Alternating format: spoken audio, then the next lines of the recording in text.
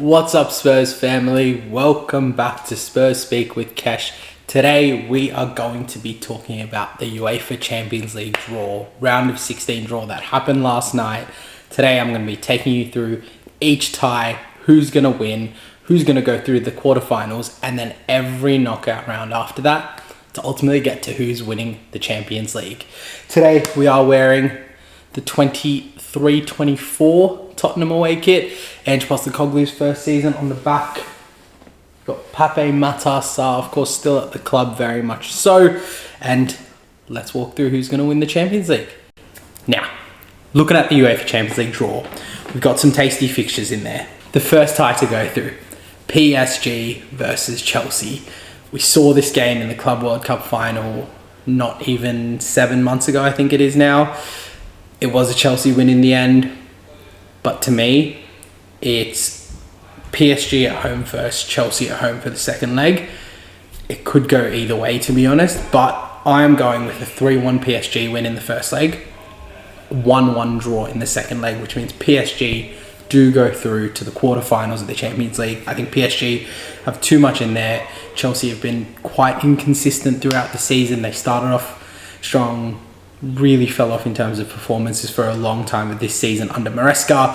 I do think Rosenweiss is a fantastic manager, and him coming in has made a big difference, and I think long-term Chelsea will be fantastic, unfortunately because of that, but I don't think they have it in them to take on this PSG side at the moment, even though they only scraped through Monaco both legs of the tie.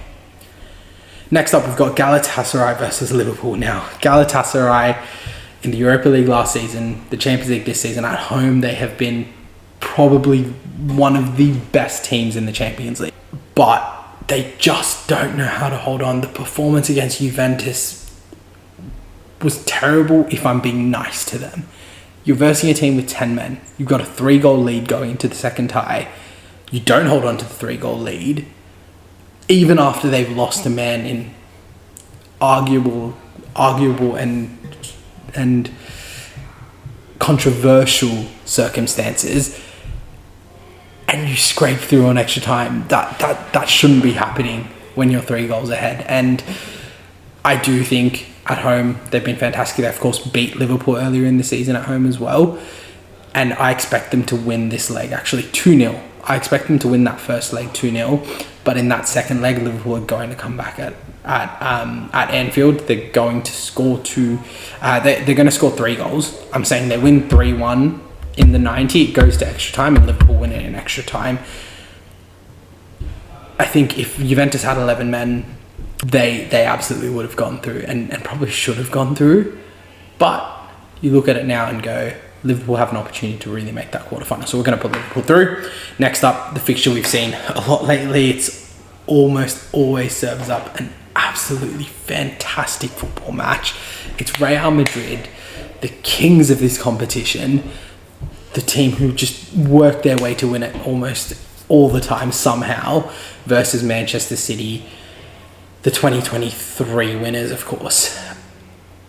I see this fixture really going either way. The first leg, I'm saying, is a 1-1 draw. I believe that's at the Santiago Bernabeu. The second leg at the Etihad, it honestly could go either way. That could be a 1-goal win for Madrid, a draw going into extra time, or a 1-goal win for Man City. And because the second leg's at the Etihad, I'm going to go with 3-2 to City in that leg, meaning that they go through into the quarterfinals and Real Madrid are out. They did reasonably comfortably beat Benfica, to be honest, in the end. But Benfica had chances. They had a lot of chances to stay in the tie and to potentially win the tie. And I'm not convinced by Real Madrid this season at the moment in the Champions League to see them go through against Man City. I think Man City, it's fourth quarter of the season. Man City, I think they'll really strengthen from here throughout the season. I would be surprised to see them lose more than 2 or 3 games from now till the end of the season across the League Cup and Champions League as well. with our next fixture, we have Bayern Munich versus Atalanta. Bayern Munich, of course, second in the league phase, going straight through to this stage.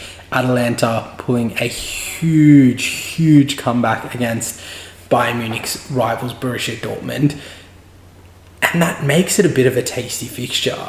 If you looked at this before that tie, I mean, if Dortmund had gone through, of course, you've got Bayern versus Dortmund in the Champions League. That would be great. But you look at this now and you say, Atalanta, they showed some strong mentality. They could really get a result here. Unfortunately, I don't think that's the case. I think Bayern win the first leg 3-0. They rest up some players in the second leg. And you go through 1-1 in that second leg through to the quarterfinals as well. I think Bayern are too strong. Next up, we've got Barcelona versus Newcastle United. Newcastle United, who have had a very inconsistent league season. They seem to have performed quite consistently in the Champions League. They are the top scorers at this stage still. They absolutely destroyed Karabag in that first leg as well. They're coming in with some confidence in the Champions League. There's a good chance that they put up a fight here, but I don't think it's going to be enough. 2-0 to Barcelona in the first leg, 3-1 in the second leg. They win 5-1 on aggregate and go through to the quarterfinals. And next up, it's the beloved Tottenham Hotspur. I don't think I have an Atletico Madrid kit here. I don't. So Atletico Madrid versus Tottenham. First leg in Madrid. Second leg in North London. Tottenham have been a unique beast at home. We have really been very different at home in the Champions League and Europa League last season compared to the Premier League, as everyone knows. So it puts this... A lot of people are saying it's close your eyes, it's Atletico Madrid going through. And I hear that because, of course, we are 16th in the Premier League and we have performed well in the Champions League in terms of results. But to be honest, the performances haven't been, out of this world. We've been relying on own goals, a lot of different things. It might be the optimist in me with Igor Tudor's appointment and the slight changes that we're seeing and how I think his football will work in the Champions League. You're playing against Diego Simeone, who already plays very, very defensive football. So that will lead to some, I would say, the opposite of interesting football in that match. So I'm saying the first leg is a 0-0. We leave the Metropolitana with a draw. And I see that as a good result for Tottenham if we leave with one point out of there.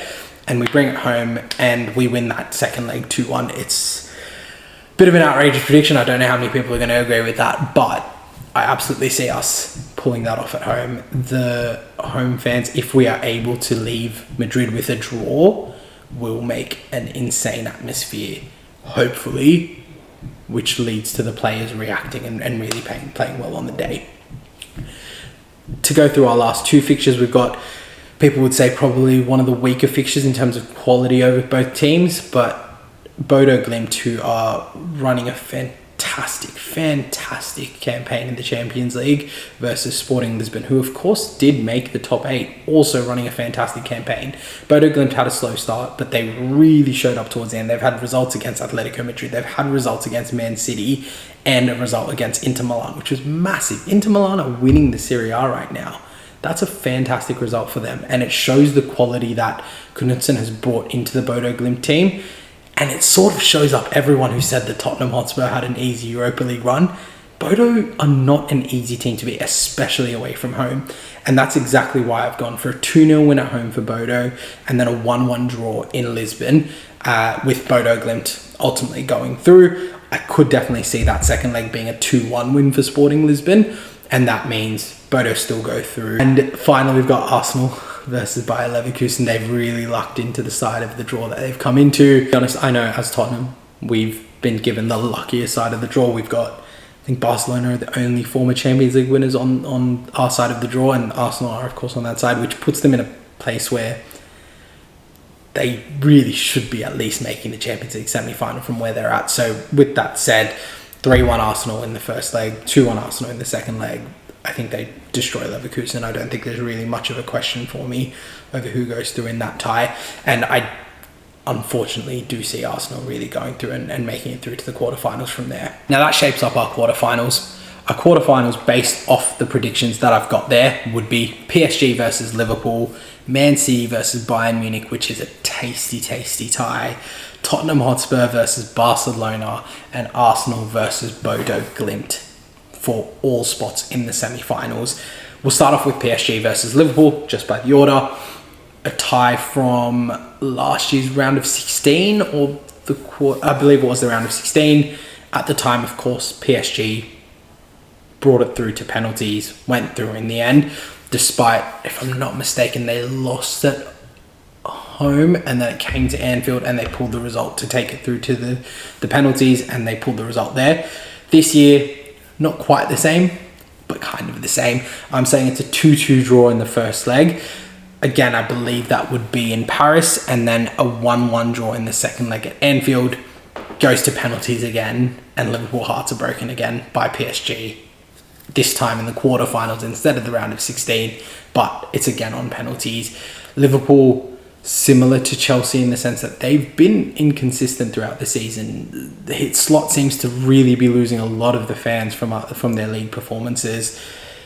The players, I am personally still convinced by Slot. I think Liverpool need to give him every chance they can to continue to bring success to the club, because he has brought success to the club so far, and he has had to do a rebuild. I think there are certain things that he says in the media that make fans less likely to give him that love.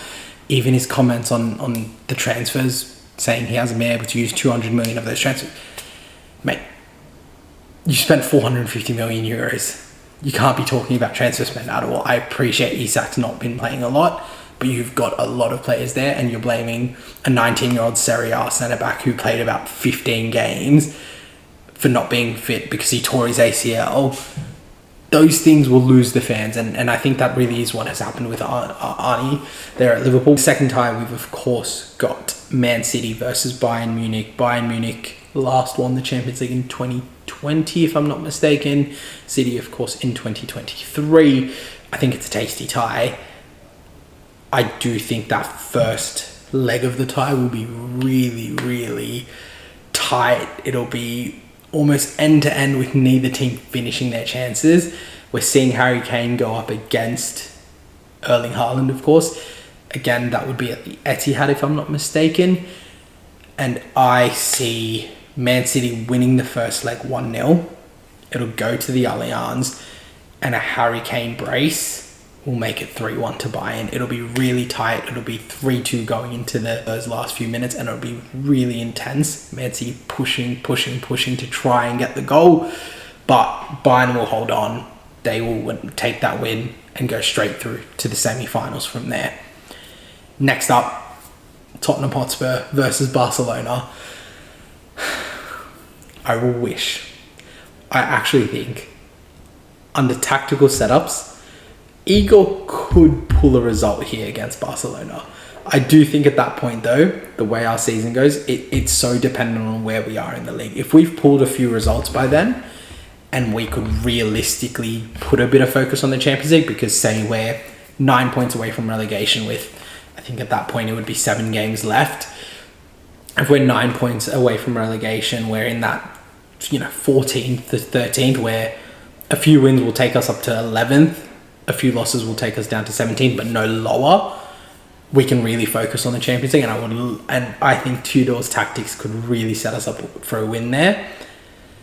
But I don't see us doing that. I see us, to be honest, continuing to struggle a bit in the league, really start to, maybe pull a point against Fulham, another point against Palace, and we slowly get there, but our focus will still be on that relegation battle, unfortunately. It feels insane that I'm even saying an actual relegation battle is possible. And I think that will show in the result here. Even I believe the second leg's at home. So I'm saying the first leg, a Barcelona win in Barcelona. It'll be a 2-0 win in Barcelona. But we will bring it back to North London. I still say we hold that home record and we win 2-1. It's not going to be enough, and Barcelona will go through to the semi-finals. But I think we still pull a result at home with the right setup and the right fan atmosphere. It'll be heartbreaking because we'll be literally 1 goal away from taking it through to extra time. But that's how the game goes. And we're saying Barcelona through to the semi-finals at that point.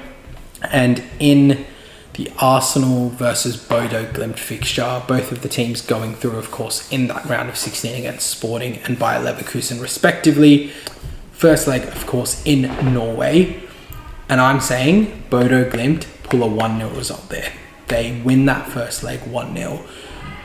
Norway's a hard place to play. It's getting towards a bit of a warmer time period, so it won't be as bad as it's been.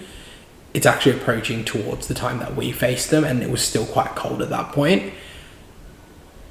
And I think they pulled the result at home. But unfortunately, it pains me to say, goes to the Emirates, and I'm saying Arsenal win the second leg 2-1, taking it to extra time where they score a heartbreaking goal to beat Bodo Glimt, or potentially in penalties to take Bodo Glimt out of the competition. Bodo are, I think, everyone's favourite. They're playing beautiful football under Knutsen. I would actually not mind Knutsen being considered for our permanent job. Beautiful football. They've got an identity. They are the underdogs no matter who they play. And that's something beautiful about the Bodo story. And last season I had to vote against them because, of course, we had to win the Europa League. But this season, I'll be backing them all the way through unless we come up against them in the semi-finals. But we are saying Arsenal go through. And in the Champions League semi-finals, we would then have 2 replays, actually, of previous Champions League finals. Now that I think about it, we've got the 2020 Champions League final replayed between PSG and Bayern Munich. That one ended, it was the Koeman goal, but I don't remember if that was extra time. And I remember it was COVID, it was lockdown. Bayern Munich, of course, won at that time. And then on the other side of the bracket, we've got Barcelona versus Arsenal, a replay of the 2006 Champions League final. PSG versus Bayern is an exciting game. I think that could really go anyway. The more I look at the two clubs there, actually should have a few kits from them somewhere here. Let's bring them out, shall we? We've got, talking about it, I've got a commemorative kit from there. I think it was 2 or 3 years ago. A very nice kit. And then that home kit from, I think this is 2013 potentially, which was of course the year they did win the Champions League. There we are. We've got the PSG, I think it was the third kit, might have been away kit, actually bought off Vinted when I was in London. Back to the point, PSG versus Bayern Munich, we've got their kits up here. I'm gonna go with a 2-3 win for Bayern in Paris, and then a 3-3 draw in Germany. Meaning Bayern still go through to the Champions League final. It could really go any way. PSG, even with poorer performances earlier in a season, in a Champions League season, just seem to show up when it matters. And they've got the firepower and the player caliber and quality to do that. So it could go either way if I'm completely honest. But I'm going to back Bayern Munich.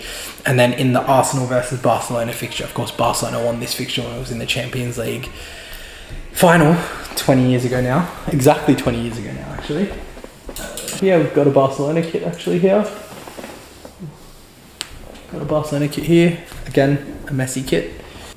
We do actually have another one. I bought this one while I was in Barcelona last year. A nice little Lamine Yamal away kit. It's a sexy kit. Oh god. The triple black with the little highlights of blue and red. What a beaut. And with that said, we definitely don't have any Arsenal kits, obviously. And with that, we're going with a 2. It'll be in Spain first leg. So I'm going to say 2-0 Barcelona win. Arsenal won't be able to get their set pieces through. And I do think Arsenal win that second leg, but I think they win it by 1 goal. 2-1 Arsenal, and that means Barcelona go through to a Champions League final for the first time in 11 years. They haven't made a Champions League final since 2015, so I'm going to back that as my decision. Barcelona through, thank God. Hopefully it's true, and Arsenal out, and that leaves us with a final of FC Barcelona versus FC Bayern München. So that's Munich. A fixture that was happening a lot in the 2010s, I feel, but I don't think we've seen it since the 2020 run. I believe that was when it was 8-2. in the leg. A fixture which I always get quite excited by when it's Bayern Munich versus Barcelona, especially from what I grew up on. They were probably the two best clubs in that mid 2010s time period, I should say. And in Budapest, it could go absolutely either way. There might be a bit of Harry Kane bias, but I'm going to say a Bayern Munich 2-1 win. Champions League finals are generally low scoring, apart from last year, of course. And even that was just one-sided high scoring. And off the back of that, I'm going to back that 2-1 Bayern Munich win, which means we can put these away, because the Champions League winners will be, I'm saying it now, it's not a theory, not a hypothesis, not a prediction, it is a spoiler. Bayern Munich will win the 2025-2026 Champions League, winning it for the first time in 6 years. Yeah, they've won their last two finals from 2013 and 2020, of course. I could absolutely see that final going through to extra time against Barcelona, but it'll be Harry Kane versus Lewandowski. Lewandowski against his old club. Kane's been rumoured about Barcelona for the summer as well. And Harry Kane's going to win. He's going to do it. He's going to put his name on that Champions League trophy. So that's what we're going with. Now, thank you very much for joining today. Again, Spurs Speak with Kesh. My name's been Kesh. That's the Champions League predictions. Spoilers. Guaranteed. That's what will happen. We'll review these back again at the end of the season. Look back on what I got right, what I got wrong. Sure, there's going to be plenty that's wrong there. But appreciate you joining once again for another session of Spurs Speak with Kesh, the predictions today. And I'll be seeing you.